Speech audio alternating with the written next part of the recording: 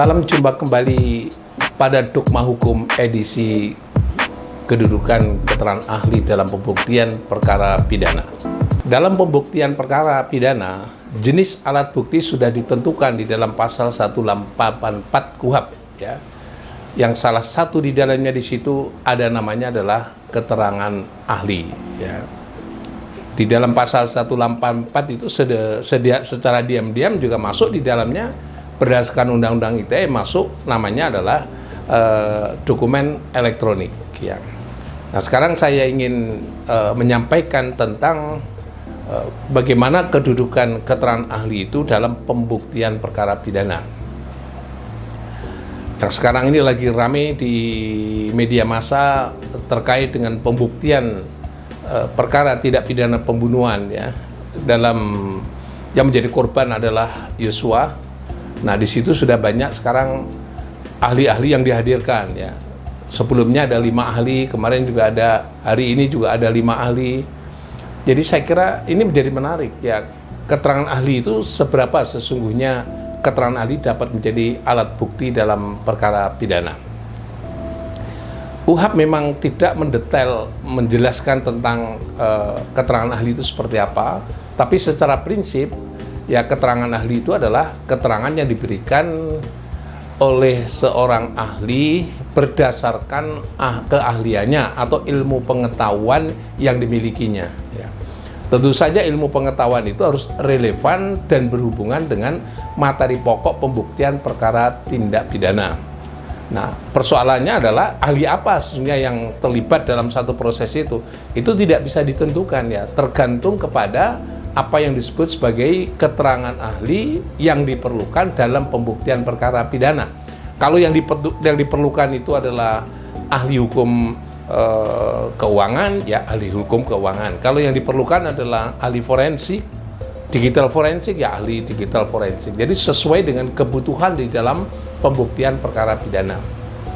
Kalau begitu, semua kedudukan keterangan ahli dalam pasal 184 itu punya status yang sama dong dengan keterangan saksi, keterangan terdakwa, dan juga alat bukti yang lain yang dimaksud dalam pasal 184. Benar begitu, oleh sebab itu ahli itu juga kedudukannya adalah sama seperti hanya kedudukan alat bukti yang lain dimaksud dalam pasal 184. Gitu. Jadi kalau ada di sidang pengadilan, hakim terutama yang saya sampaikan itu, hakim menyatakan bahwa ini kan keterangan ahli katanya. Terus kemudian diikuti dengan kata-kata begini, silahkan saudara-saudara mau mengutip silahkan, mau nggak ngutip juga silahkan, nggak usah dipersoalkan karena kita punya kewenangan untuk mengutip dan kewenangan untuk tidak mengutip. Kalimat itu kadang-kadang ya kurang bagus, sementara hakim sebelumnya sudah mengangkat sumpah atau menuntun sumpah ahli dan kemudian supaya memberi keterangan yang benar sesuai dengan ilmu pengetahuan yang dimilikinya. Tapi begitu penutup terakhir dikatakan ini kan keterangan ahli, boleh kita pakai, boleh kita tidak, gitu. Kalimat itu kadang-kadang kurang bagus sikap hakim yang seperti itu. Karena hukum pidana itu ditegakkan berdasarkan ilmu pengetahuan hukum pidana. Ya, bukan ilmu ekonomi, bukan ilmu yang lain-lain. Ya, prinsip utama itu dengan keterangan bahwa penegakan hukum pidana harus digunakan dengan ilmu pengetahuan hukum pidana. Nanti dalam hal pembuktian maka ada dipakai dengan alat bukti yang lain. Terakhir saya mendengar seorang hakim mengambil keputusan yang menyatakan begini, menolak keterangan ahli hukum pidana karena hakim adalah juga ahli hukum pidana, gitu. Jaksa juga ahli hukum pidana. Saya agak kaget ini. Jadi ini era ini balik kepada tahun-tahun pada saat Wakil Menteri Hukum dan HAM melarang seorang ahli pidana memberi keterangan di sidang perkara tidak pidana korupsi, terutama dari ahli-ahli hukum pidana dari universitas negeri. Tapi bagi universitas negeri, maka kemudian ada yang berani untuk menyatakan sikap bahwa ahli tidak boleh dilarang-larang karena penegakan hukum pidana itu berdasarkan pada ilmu pengetahuan hukum pidana, gitu. Jadi kalau itu dilarang-larang, menurut pendapat saya, dia mengeliminasi dari keterangan ahli sebagaimana dimaksud di dalam pasal 184. Nah, pertanyaan yang sekarang adalah, bagaimana ahli itu bisa memberi keterangan dan keterangan itu bisa memiliki kekuatan pembuktian sebagai keterangan ahli dalam perkara pidana. Ya, ahli sampaikan bahwa dalam konteks ini ahli itu ada dua. Ya. Yang pertama adalah ahli menjelaskan ilmu pengetahuan, yang kedua adalah ahli yang menjelaskan fakta. Ya. Ahli yang menjelaskan ilmu pengetahuan itu adalah ahli yang menyampaikan keterangan keahliannya berdasarkan ilmu pengetahuan yang dimiliki tanpa menyebut objek-objek tertentu, ya, karena memang dia diminta untuk memberi keterangan keahlian berdasarkan ilmu pengetahuan, ya. Misalnya ahli senjata, dia diminta untuk menerangkan tentang masalah senjata, jenis senjata, peluru dan sebagainya. Mungkin ahli hukum pidana diminta menjelaskan tentang hukum pidana, mengenai asas, prinsip, filsafat, tujuan dan sebagainya.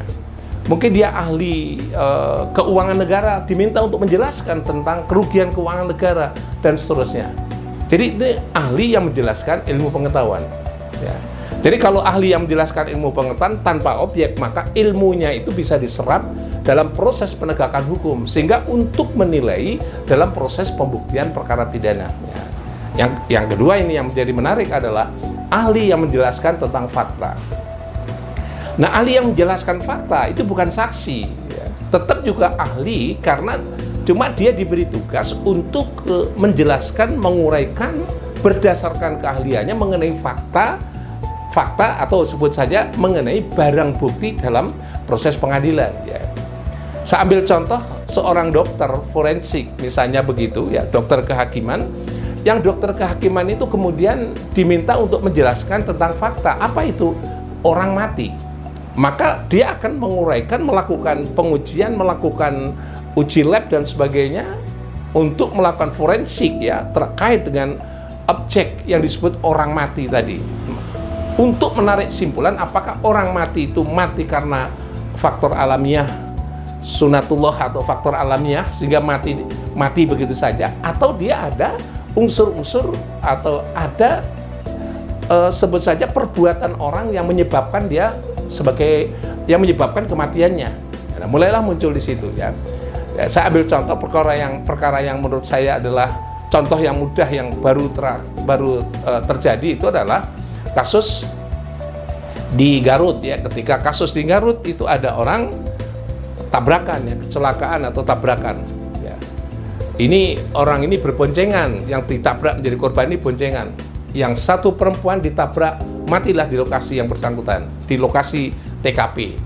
Kemudian yang lakinya itu masih hidup. Ini entah bagaimana si orang itu yang penabraknya itu kemudian mengangkutlah dua korban ini, kemudian bukan dibawa ke rumah sakit untuk ditolong dan sebagainya, tapi diangkut, dibuang di Kali Cisadane. Dan akhirnya ketemulah beberapa hari kemudian. Nah, di situ untuk menetapkan ini orang mati itu karena dibuang ke kali atau karena kecelakaan, maka dokter menjelaskan begini. Ketika dia memeriksa jenazah seorang perempuan tadi dengan keahliannya, dengan ilmu pengetahuan kedokterannya dimilikinya, kedokteran forensik yang dimilikinya, kemudian menyimpulkan bahwa perempuan tadi mati dibuang ke kali. Jadi matinya disebabkan karena kecelakaan.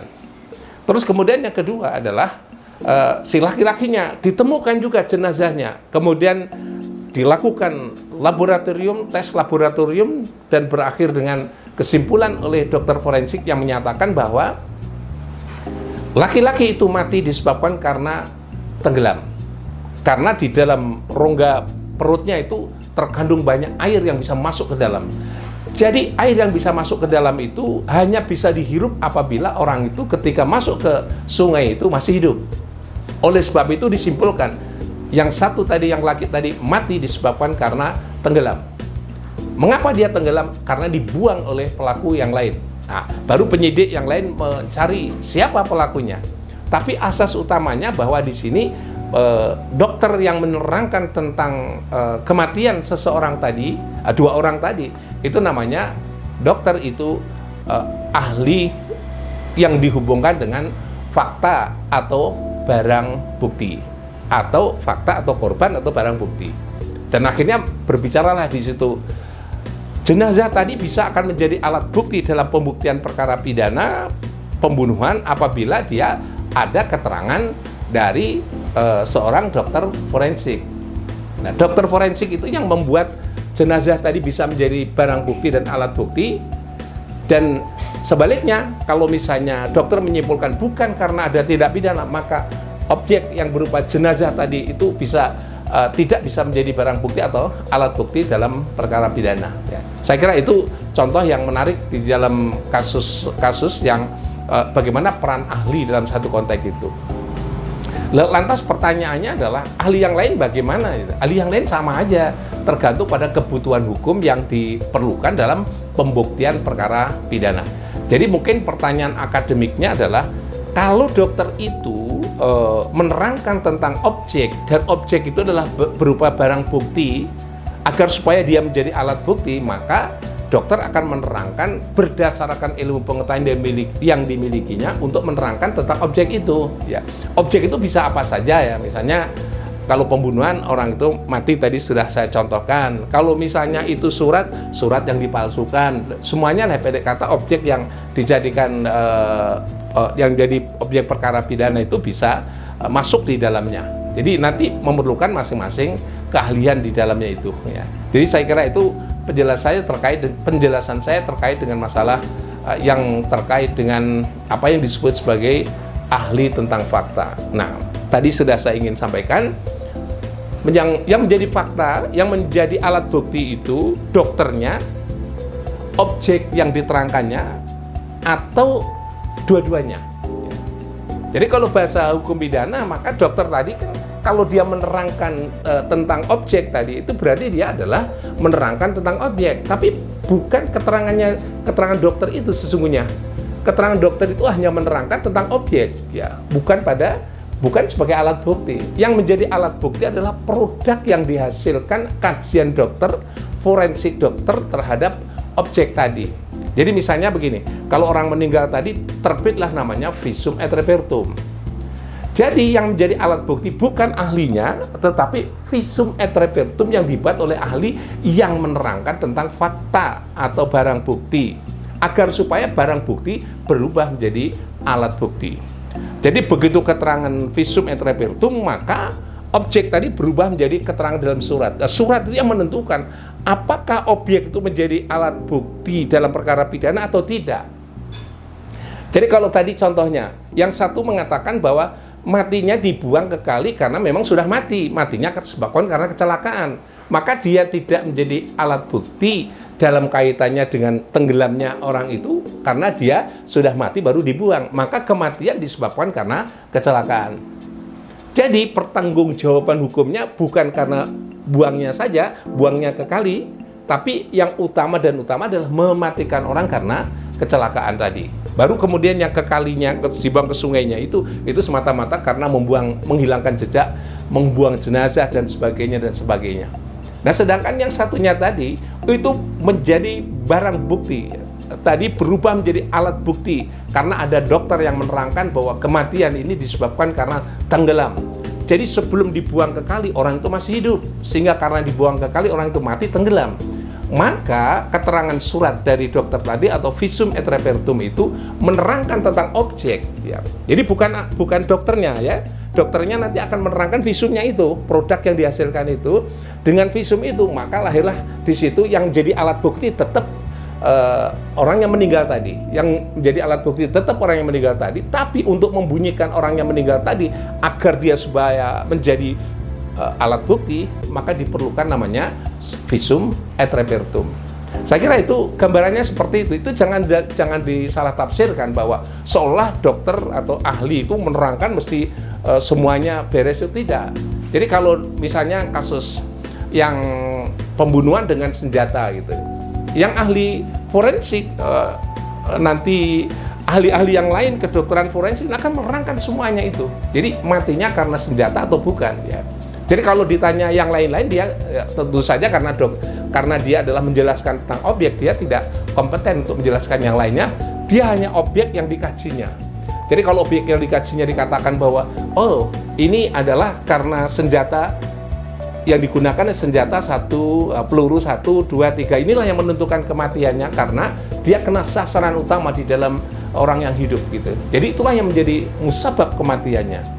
Atau mungkin juga ada tambahan tembakan yang lain dan seterusnya, tapi itu termasuk punya kontribusi karena sasaran tembaknya adalah pada organ kepala yang dia bisa langsung dia mematikan. Ini yang bisa menjelaskan adalah seorang ahli forensik, ya, ahli kedokteran forensik. Nah, keterangan dokter tadilah yang menentukan bahwa yang alat buktinya atau barang buktinya itu adalah jenazah, dan kemudian diurai oleh dokter, dilakukan forensik oleh dokter, maka melahirkan surat keterangan visum et repertum, maka lahirlah dia barang bukti berubah menjadi alat bukti, kekuatannya letaknya pada visum et repertum. Demikian juga yang lain, saudara-saudara dan sekalian, demikian juga yang lain. Jadi ingat, ahli itu hanya menerangkan fakta, itu sangat bagus sekali. Jadi kalau ada fakta yang sudah diterangkan ahli, maka ahli itu sumpahnya sangat kuat sekali. Jadi kalau misalnya ahli itu memberi keterangan yang tidak sesuai dengan fakta, faktanya dipeluntir dan sebagainya, memang dia dihukum berat. Hukuman yang pertama, dia sebagai hukum profesi itu mesti dihukum karena profesinya, karena dia memberi keterangan yang tidak benar berdasarkan kaidah ilmiah daripada ilmu yang dilakukan tadi. Yang kedua adalah dia akan memberi keterangan palsu dalam sidang pengadilan di bawah sumpah, ya. Ya, sesungguhnya keterangan palsu sumpah itu wadahnya di situ. Tapi juga bisa jadi nanti dia akan dimasukkan juga sebagai perbuatannya namanya obstruction of justice, akan menyesatkan proses pengadilan. Karena apa? Barang bukti tadi berubah menjadi alat bukti, tapi bukan karena fakta yang sesungguhnya, tapi direkayasa sedemikian rupa sehingga menjadi fakta yang lain, alat bukti yang lain, ya.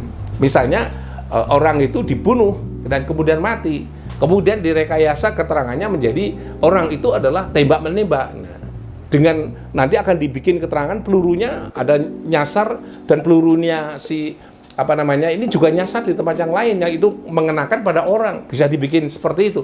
Nah, ini adalah itu di samping dia bertentangan dengan sumpah yang dia buat dari organisasi profesi, tapi juga dia dapat dikualifikasi sebagai telah menyesatkan proses peradilan, obstruction of justice, ya. Jadi macam-macam bentuknya. Jadi balik lagi pada pokok inti yang tadi sampaikan, kedudukannya dia, kedudukan ahli dalam memberi keterangan itu adalah sesama dengan kedudukan dari alat bukti yang lain yang diterangkan dalam pasal 154. Maka catatan saya kepada hakim, terutama yang memimpin sidang pengadilan, jangan sekali-kali meremehkan ahli, ya. Silahkan, ini kan keterangan ahli, gitu. Kalimat yang sering saya dengar, ini keterangan ahli, mau dipakai enggak terserah sama kita, gitu, ya. Sesungguhnya semuanya sama, ya, mau diterserahkan sama kita. Tapi kalau kalau penegakan hukum pidana berdasarkan ilmu pengetahuan hukum pidana, maka dia tidak boleh terserah sama kita, tidak boleh. Kalau sudah disumpah di sidang pengadilan dan kalau saksi memberi keterangan kesaksian yang valid sesuai dengan objek fakta yang ada, gitu, terus kemudian itu terserah sama kita, gitu. Sama artinya begitu, ya, terserah sama kita, mau pakai atau tidak urusan kita. Saya kira itu awal dari ketidakpercayaan masyarakat nanti kepada pengadilan. Nah, untuk menjaga marwah pengadilan dan kekuasaan kehakiman sebagaimana dimaksud dalam pasal 24 ayat 1 Undang-Undang Dasar 45, ya, sebaiknya hakim-hakim yang sering mengucapkan kata-kata ini kan keterangan ahli, terserah sama kita mau dipakai atau tidak dan seterusnya, tolong dihentikan, itu nggak bagus, ya. Karena nanti keterangan ahli harus saling tunjang satu dengan yang lain agar supaya dia memberi keterangan yang lebih valid, kuat, dan mendukung kepada proses pembuktian yang bagus, yang valid, dan ujung terakhirnya adalah bisa menemukan kebenaran material.